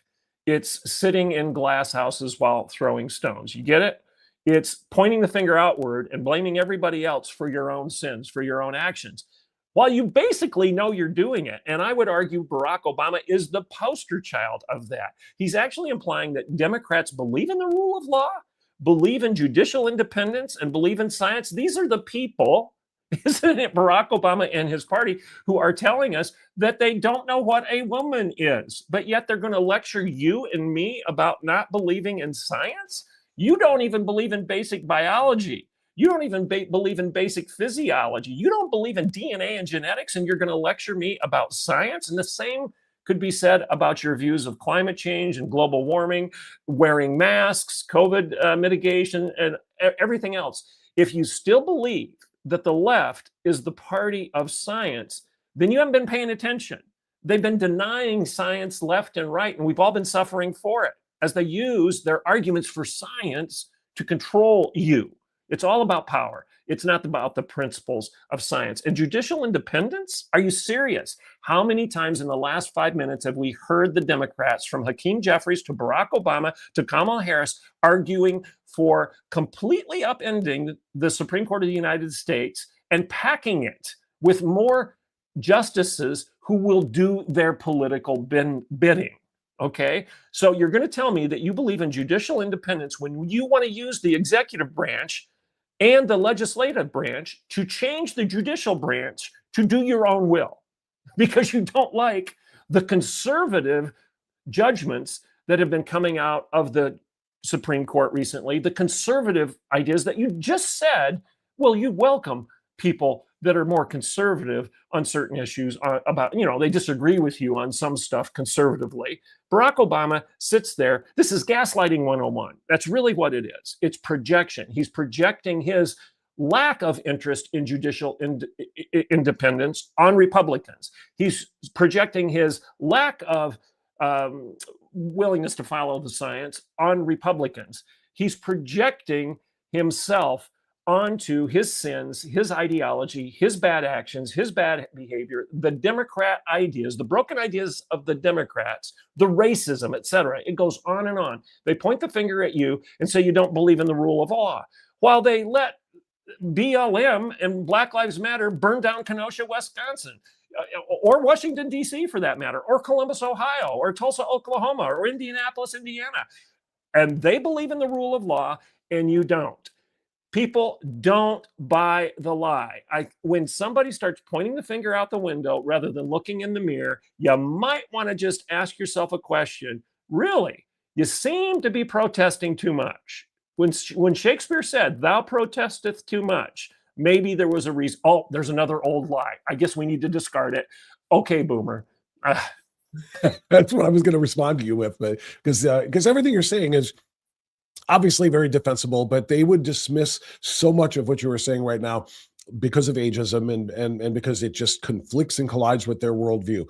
And they believe everything that Saint Barack had to say is exactly true. And I'll tell you what, Barack Obama is one of the most gifted orators in modern times, and maybe of all times, because he has been able to convince a whole lot of people by the millions that everything you just said was false, and that everything that he says about the right is true. All of the projectionism and so forth. He's revered still in this regard. And even though you can do what you just did, and people on different channels and so forth can point out the hypocrisy and the fallacy of what he is saying, he is very, very good. You know, how long has it been now? He left office in 2016, so it's obviously been 10 years now. They're still marching to the beat of the 8 years, no scandals argument about his term. So if he can convince people, and Blue Sky and everyone else nods accordingly, MSNBC, everywhere else would say he was the best president because there were no scandals. My Lord, there are so many scandals that were involved with that guy that we are still paying a price for today, including what we were discussing about Iran, because of how much money he allowed them to take, either give them or to release to them Iranian funds in order to be able to carry out their proxy wars and continue to work on their nuclear program and so on and so forth. So Barack Obama is a master at convincing people of things that are just not so. And I think we need to A, recognize that, and B, find ways to counter that, because like I said, there are still people who think there were no scandals during Benghazi. Didn't happen. You know, there are no scandals during the Obama administration, and the Republicans are responsible for all of the discord. And he really wishes there were a stronger Republican Party. I mean, are you kidding me? Well, I agree with 80% of what you said. He is the master deceiver. Is he a master orator? I have always thought that the guy is an average. His delivery. Yeah, I agree with you. When I say orator, I don't mean his ability on stage and his delivery, because his pregnant pauses are legendary, and you just I can't stand the way he speaks in broken sentences and so forth. When I say master orator, I mean his ability to convince people in whatever capacity he has to, that what he's saying is right, even if as the facts stare them in the face. Barack Obama says it's just so, and people nod along accordingly. That's what I'm saying. I agree with that. There's something almost, I'm going to spiritualize it a bit here, Bob. Some people are probably going to roll their eyes. There's something almost demonic about it. And I'm not saying he's demon possessed or anything like that, but I am saying that the Bible teaches us that there are principalities and powers. I am saying that you or I or Barack Obama could be used by the supernatural, by the evil, by the devil, to communicate things that are wrong. That's true for all of us. Okay. We need to remember that as Christians, we don't, the end all and be all of our life, of reality, isn't just the material, that there is a spiritual element to our existence. And I think one of the reasons that Barack Obama was so effective in communicating is the spiritual side, the principalities and powers side. I think that culture was lulled into a basic general acceptance, a brainwashing of acceptance of everything this man said, because number one, he was Black. Number two, we didn't want to be racists in responding to a Black man. We all wanted to lean into it. Everybody was celebrating the opportunity to elect the first Black president. And before you knew it, everybody was nodding, but like a bunch of lemmings listening to the Pied Piper leading the kids out of town over the cliff. That's what we have found. And that mesmerizing, that brainwashing, that general acceptance of the tune of the Pied Piper, Barack Obama, is now endemic in our culture. And anytime somebody raises their hand and says what I just said, oh, well, what do you say? Are you a racist? Absolutely not. Stop. Nothing I said has anything to do with racism, but did Satan use race as a way to get a wedge into American culture and fundamentally change America? Absolutely. Now, you're a better communicator than Barack Obama because you can say what you've said on your show just now without saying 1,000 times. But people aren't going to listen to you as readily as they do Barack Obama because the brainwashing hasn't occurred on that side of the fence as much as it has on his. Yeah, I think that's fair, and that's in fact very well said. What's really weird about his broken, speaking pattern and a lot of the ums and ahs and so forth, he manages to make it sound contemplative. It's like what he's saying is so profound that he's willing to really think deeply before he spits it out, because this is such a profound. There's a way that he has of, like I said, convincing people that he's smarter than he is, that he's more of a deep thinker than he is. And I think part of that speaking style is almost strategic, actually. Whether it's effective or not, I guess is a matter or in the ears of the beholder, ears and eyes of the beholder. But I think that's one thing people will say. I want to pivot. One last word on that. I want people to remember when I suggested that there was some sort of demonic influence behind Barack Obama, remember that he's a self-admitted disciple of Saul Alinsky. And in Saul Alinsky's Rules for Radicals, go back to the first edition and see who Saul Alinsky dedicated that book to. Lucifer. Wow. That's Lucifer. I forgot about that, but yeah, that's exactly correct. Dr. Piper, I want to pivot for a moment to talk about, what a lot of people call, including myself, Temu Obama. For those who are online a lot, the Temu products are, things that cost $500 in real retail stores cost $50 or $5 Temu, and it's a cheap carbon copy imitation of something that is, considered to be a quality product. Well, Temu Obama is the guy you see on the left side of my show graphic for today. That's Hakeem Jeffries. He tries really, really hard to speak like Obama. He tries really, really hard to be the new and improved version of Obama. And he comes off as just the Temu version. He's not good at it, but he's trying really, really hard. And he is, of course, the minority leader, House minority leader that is on track, if things don't go well for us in November, to be the next Speaker of the House. I want you to hear something that he said at a conference, one of these left-wing no bad ideas conference or no wrong ideas conference or whatever it was. Dylan, pull that one up if you would, please, and play that for us. It's clip number 5, and I want to get Dr. Piper's reaction to what Temu Obama said, or Obama said that he wants to do with Trump voters. Extremists are going to break the country, but we're going to break them. And our goal is to break them. We will defeat them. We have to beat them electorally, and then we have to break their spirit because of the extremism that's being unleashed on the American people. That's completely and totally unacceptable. I guess part. Okay.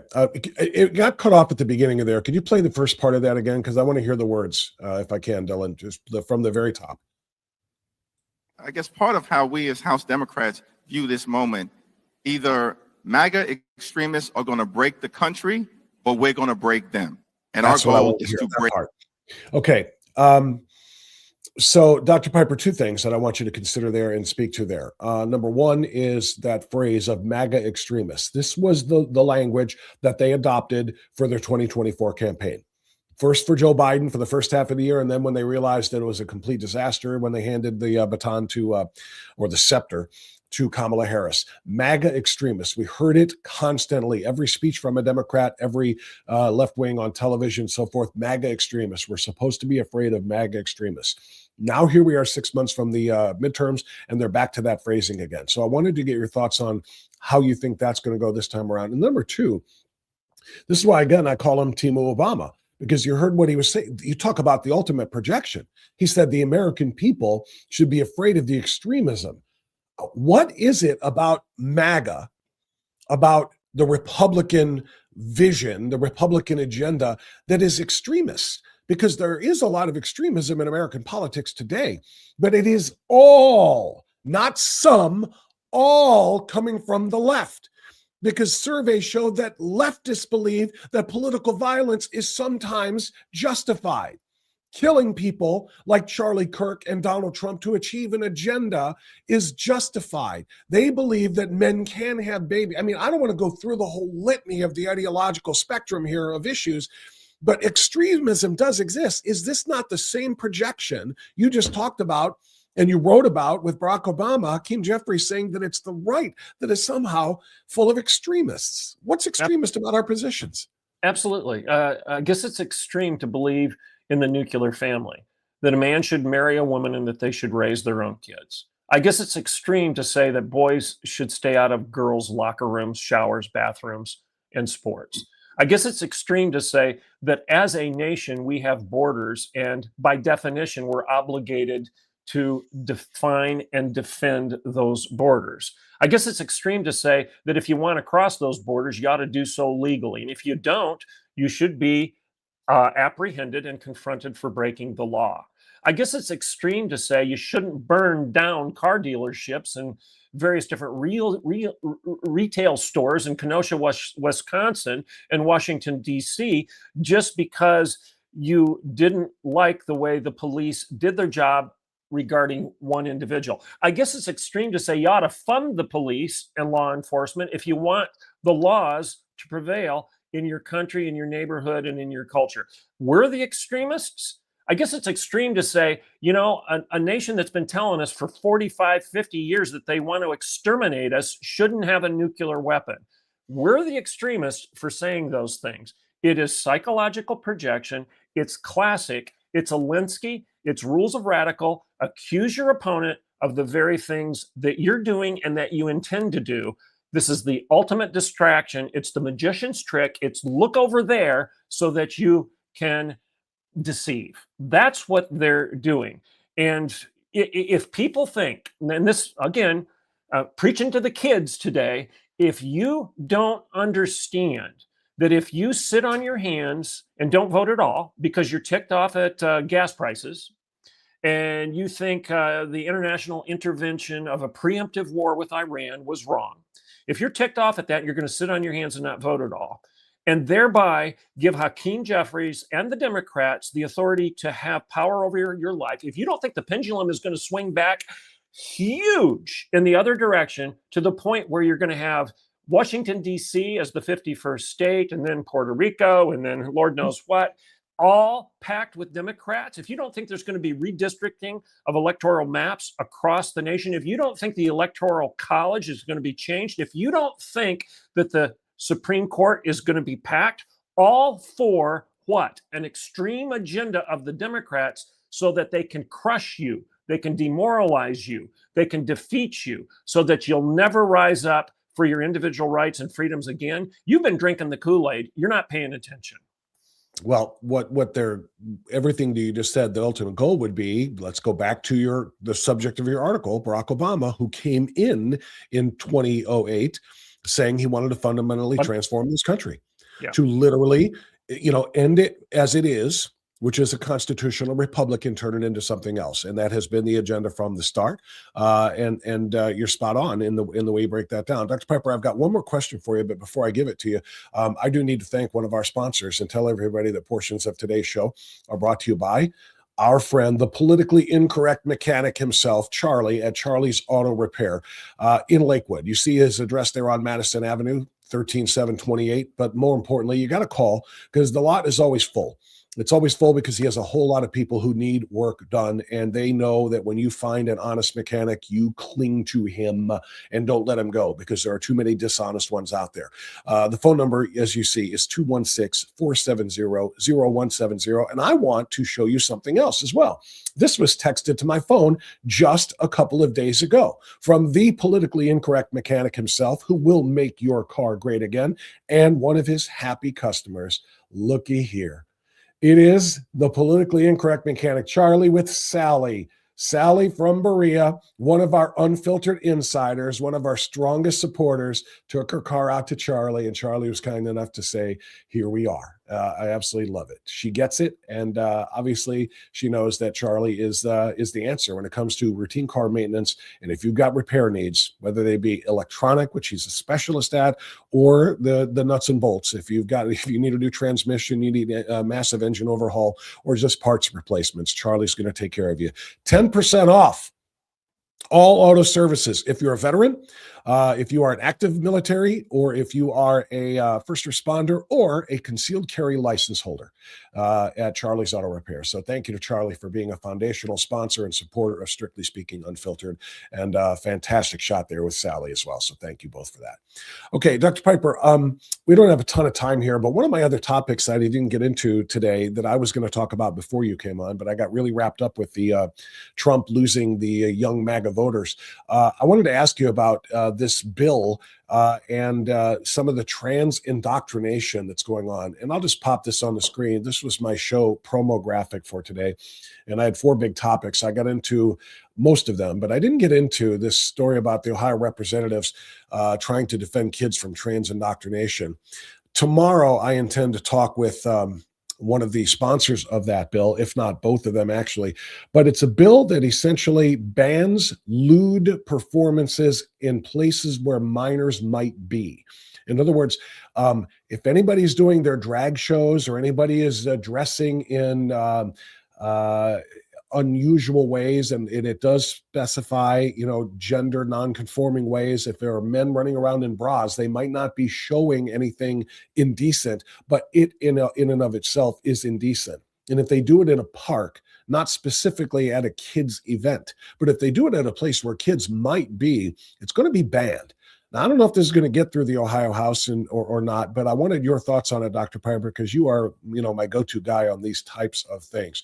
We're trying to think outside the box here in this state, I would say, and trying to protect kids from the perversion of this, indoctrination into this bizarre type of lifestyle that the left is committed to. And I say that to you 9 days from the start of quote unquote Pride Month, when we're going to see more and more of this stuff in the streets. Any thoughts that you could share with us? Well, again, I know time's short, but I want you to remember that I've dealt with this in my own town here in Bartlesville, Oklahoma, small little Bartlesville, where ConocoPhillips has one of its major facilities, 40,000 people. We've had a drag queen party in the park a couple successive summers. Drag queen performance in the park, public park, where kids are riding their bicycles, and unfortunately these parents that are idiots are bringing their children to watch this performance. And obviously conservatives in town have said this is wrong, you shouldn't do it. Now, here's what I learned. If you don't have clear, definable laws against this, you're going to lose. Because somebody's going to say, well, what's the difference between a guy dressing up in drag and what Milton Berle used to do when he dressed up in drag in his comedy routine? Are you going to say, and again, people go Google Milton Berle, kids, and you'll find out what I'm talking about. But one of the old comedians used to do this on television. He'd dress up as an old woman, and that was part of his performance. It was Robin Williams and what was Mrs. Doubtfire. Okay, yeah. So are you going to make that illegal? They're going to equate. There's going to be a moral equivalency between Robin Williams and Mrs. Doubtfire and some dude in drag in the public park. And they're going to challenge you to define the difference. And if your laws don't define the difference, you're going to lose. Or I even had somebody in town here in Bartlesville say, well, you're saying lewd performances. Are you suggesting that we should outlaw what the cheerleaders do during the football game on Friday night? Because some people are offended by the way the cheerleaders dress, and they're offended by some of their dance routines. Are you going to make that illegal? They'll draw a moral equivalency between the two.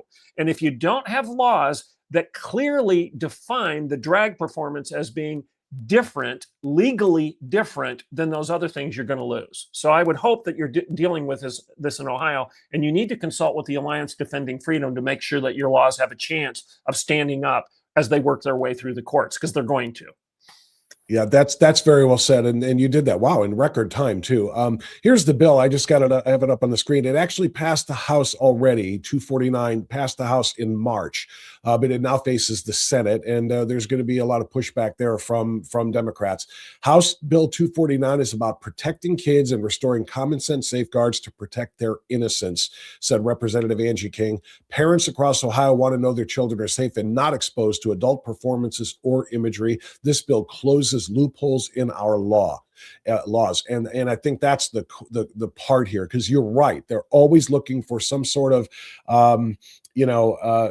comparison, and they try to draw, blur the line, I guess, between what is acceptable and what is not, and as you say, take it to the cheerleader routine and so forth.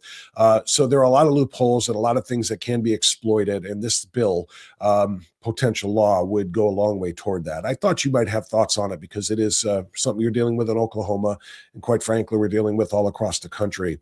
And the 1 month of the year, and I'm sorry, God, I know you made 12 of them, but I don't like one of your months, and I would like it to skip right over from May to July. But we're going to have to deal with this stuff, and I'm sure it's something we'll be talking about in future conversations, Dr. Piper. All right. Dr. Everett Piper, phenomenal as always. And I'll encourage people, go to the Washington Times website. If you are looking to subscribe to any news at all, you don't need to be reading the Cleveland Plain Steamer. You don't need any of that stuff. Take any money you might have thought about and spending on subscriptions there.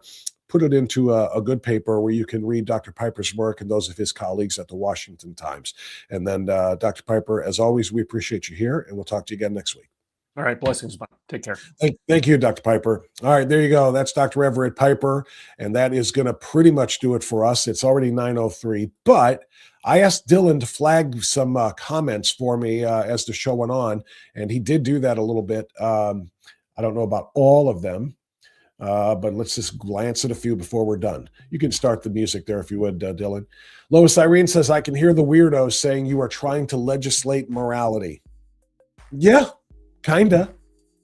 Morality should be legislated it is to the extent that you cannot run around naked in a public space, because that's legislation, that's the law, and it is indeed morality.